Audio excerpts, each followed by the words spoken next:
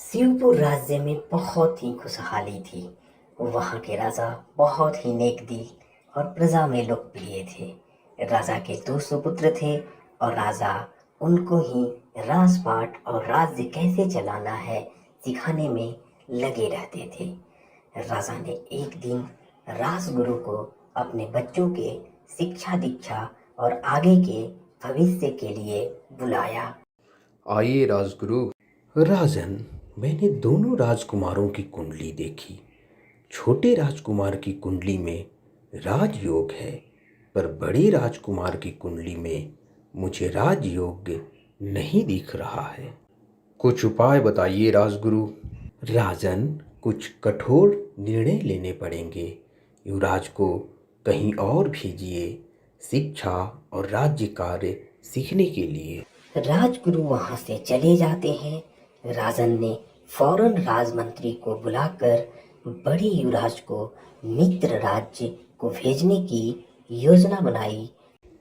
मंत्री जी, अभी ही बड़े युवराज को हमारे मित्र राज्य के पास भेज दिया जाए और ये खबर कानो कान किसी को भी नहीं होनी चाहिए। ऐसा ही होगा महाराज। छोटे युवराज शिवपुर राज्य में बहुत लोकप्रिय थे। वह प्रजा के सारे कार्यों में बढ़ चढ़कर हिस्सा लेते थे। अचानक एक दिन हृदय गति रुक जाने से राजा की मृत्यु हो जाती है और प्रजा में शोक की लहर दौड़ जाती है। राजमंत्री फौरन महारानी से बात करते हैं कि बड़े युवराज को बुलाया जाए। महारानी को ये बात मालूम रहती है कि बड़े युवराज अभी राजकाज के लिए तैयार नहीं है। मंत्री जी, युवराज को तो जानते हैं आप, वो कैसे राज्य कार्य संभालेंगे? महारानी, पर राज्य का जो नियम है उसे तो हमें निभाना ही पड़ेगा।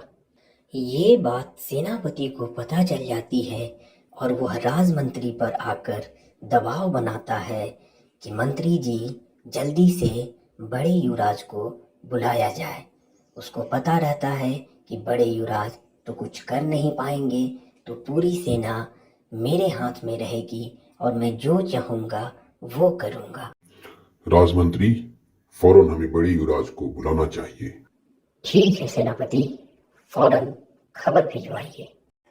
अगले दिन युवराज राजमहल आते हैं तो सब लोग हैरान हो जाते हैं। युवराज एकदम सादे वेश में एक साधारण मनुष्य की तरह दिख रहे थे। युवराज को सारी बातें पहले से ही मालूम हो गई थी। मंत्री जी, मैं तो इस भोग विलास की दुनिया से अलग दुनिया में चला गया हूँ। मुझे इस राजमहल से कोई लगाव नहीं। आप छोटे युवराज को ही राजगद्दी पर बैठाइए। ये सुन के सब लोग हैरान हो जाते हैं और बड़े युवराज छोटे युवराज को गद्दी पर बैठा के अपनी कुटिया की तरफ निकल जाते हैं और सेनापति के सारे मंसूबों पर पानी फिर जाता है।